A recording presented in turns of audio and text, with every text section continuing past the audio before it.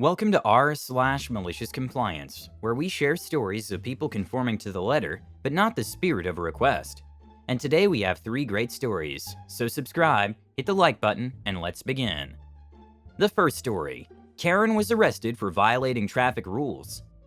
The second story, I woke up a worker at 5 a.m. because I wanted to go fishing. The third story, administrator wanted to call the tenant, but did not know that he was standing in front of him. The first story is, Kevina Karen wants to use the shoulder lane to escape traffic. I dared her. This happened just a few hours ago. I was driving a semi on a highway when the traffic suddenly became bumper to bumper on a 2-lane due to an accident a couple miles ahead.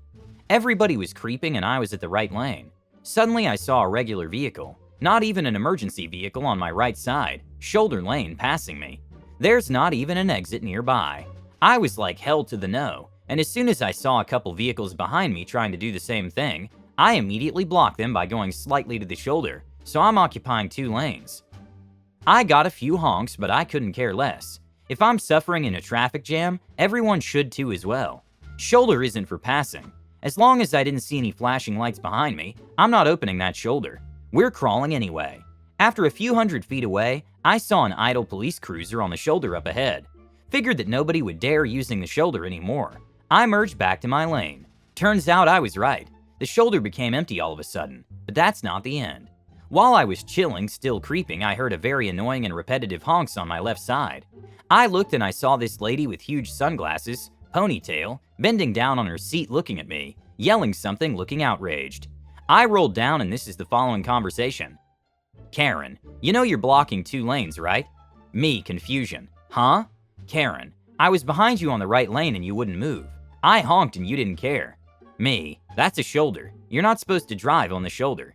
Karen, that's a lane. You're allowed to drive there. While she's still yelling incoherently, we're still slowly moving. Then I remembered there's an idle police cruiser on the shoulder that I saw a while back that we didn't pass yet. I'm sure everyone knows by now. Malicious compliance initiated. I reduced my speed even more so Karen is faster than me by a little bit on the left lane. Then I dare her by giving her the signal that she can pass me to use the shoulder. She aggressively took it, cut in front of me, and immediately went to the shoulder.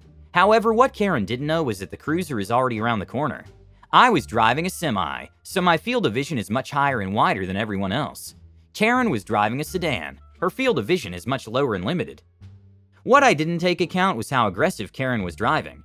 She cut the corner so quick without looking, and ended up hitting the cruiser. Sorry, officer. It was so abrupt that I can hear the crash pretty loudly. I can also tell that the driver in front of me was gasping in shock as well. I've never seen an officer get out of the cruiser so fast before. This dude practically jumped out of the cruiser in less than 1 second. Then this is what I witnessed and heard when I'm creeping slowly with the traffic.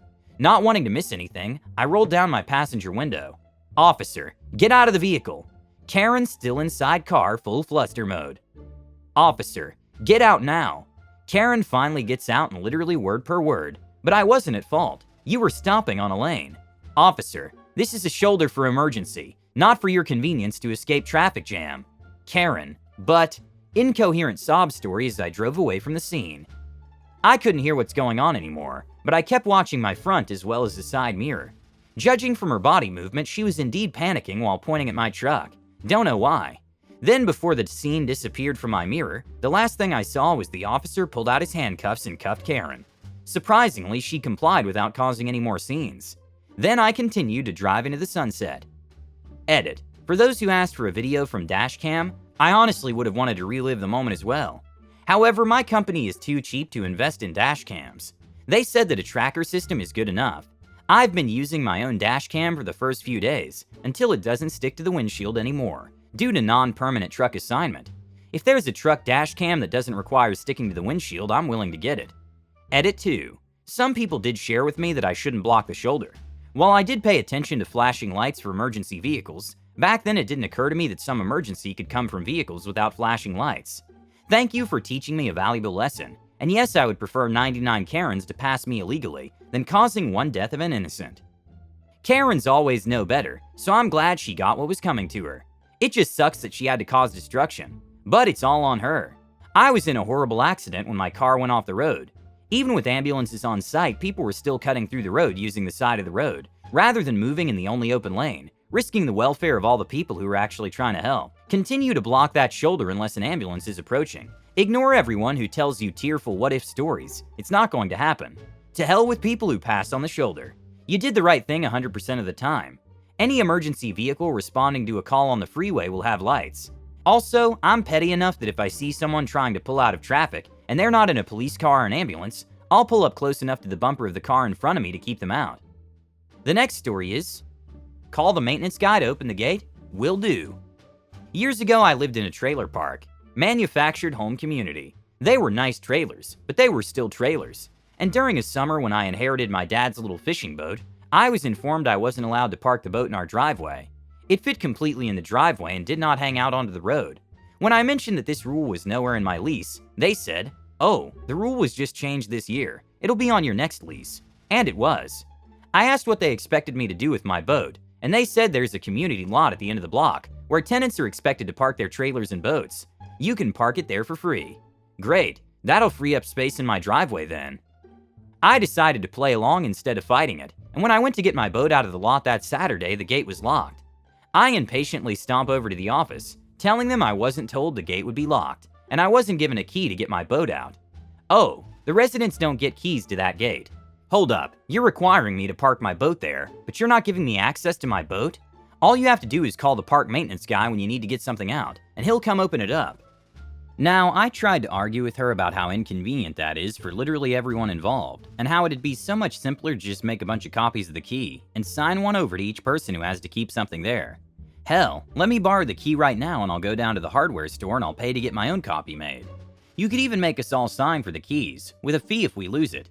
Sir, we don't do that for security reasons. If there are multiple keys floating around out there, anyone could get access to your boat. I decided to ignore how stupid that was, since if my boat was in my driveway where I really wanted it, anyone could get access to it, and that's what tongue locks are for. Smiled and said, "You know what, you're right. I wasn't thinking clearly.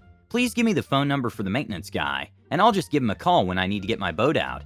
I went home and checked the weather for the weekend. Warm, sunny, and calm all Sunday. Sounds like a perfect day for fishing. And you know what? I want to make the most out of my fishing trip, so I'm going to get an early start. I woke up at 5 in the morning, got myself all ready, packed my gear into the back of my truck, and drove on over to the trailer lot. I then called the maintenance guy, who answered with a groggy and clearly still half asleep hello. Me in my best SH-eating chipper voice. "Good morning. I was told I have to call you to get my trailer out of the lot." Him. "It's like 5 in the morning. You're gonna have to wait." Me.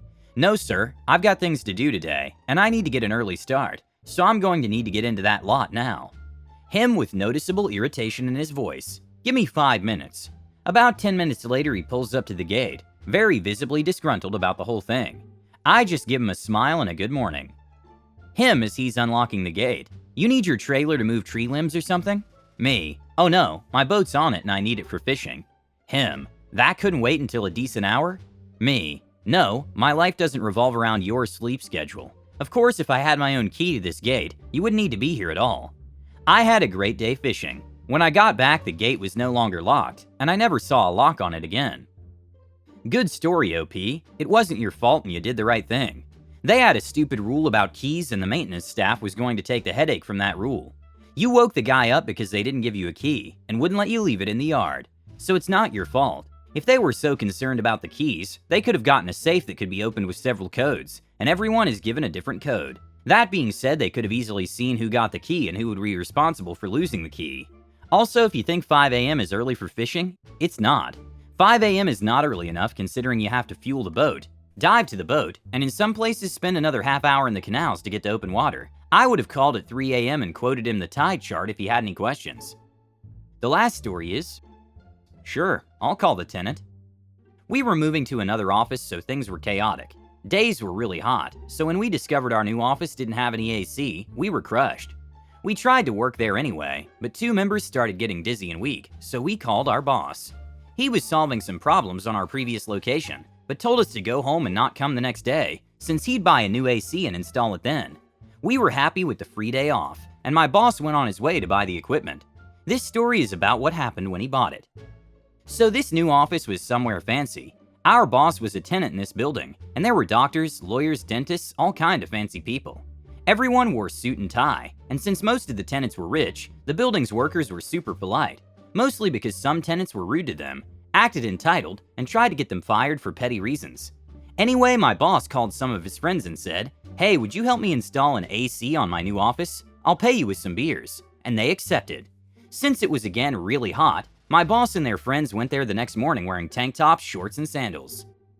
They were greeted by someone who worked there. I don't remember his name, but I'll call him Assistant, that knew who my boss was and would follow him around, answer his questions, help him with any infos about the building or the room. You know, a good human being. He was supposed to know all tenants, so everybody liked him, but I guess he wasn't in a leadership position because his workmates didn't seem to enjoy his presence. He didn't seem to care though. So Assistant greeted my boss and followed him to our new room. My boss said he saw the receptionist look at them with disgust because of their clothes, but didn't think much about it. What were they supposed to do? There was only one entrance. They were upstairs and started working. Eventually, my boss noticed he forgot some tool in his car. No prob. Assistant went with him. They got it and came back. At the reception, again Mr. Receptionist looked annoyed. Meh. My boss, who I admit wasn't the most organized, noticed he forgot to buy something. Okie dokie. Assistant, always happy to help, followed him to the entrance and waited for him to buy the tools somewhere near and come back. Again, as they got in, Receptionist looked peeved. For the third time, my boss had to go through the reception to do something or get something he forgot. Assistant went with him, assuring him it was okay, and he had every right to come and go as he pleased. But this time, Receptionist had enough. When my boss got into the building, he saw Receptionist came in his direction fuming. But he didn't say anything to my boss. Instead, he went straight to Assistant, and completely ignoring my boss, said something along the lines of, "What the hell is this? Why are those people coming and going like there's no order in this building? Why don't you do anything?" Assistant just looked at him and said calmly, "I'm sorry, but they need to make as many trips as necessary to install their new AC today, so that tomorrow the team can work without any interruption or discomfort." "I don't care," said the receptionist. "Those people are annoying our staff, our guests, and our tenants. This building is no place for them. If you don't stop this mess right now, I'm gonna call the tenant and tell them you're allowing such people in his new office." I think you can guess what happened next. According to my boss, Assistant's face lit up and he smiled. "Oh really? Please do. You can talk to the tenant right now if you'd like," and he turned to my boss, who just looked at him with an innocent "yes, how can I help you" face. My boss said that Receptionist's face went white. He tried to say something but couldn't pick the words, so he just left in a hurry. My boss and Assistant laughed a while about it and went back to the office. The AC got installed and we worked the next day with ease. Haha, it would be funny if the supervisor suggested that the receptionist call the tenant to sort it out and then answer his cell phone. "Oh hi, I'm the tenant." The boss just wanted to install air conditioning so his employees wouldn't miss another day of work, and I don't see a problem with that. But also in the building, there should be a service entrance for workers to come in and out through. That would solve all the issues. Thank you for listening. Don't forget to subscribe and have a nice day.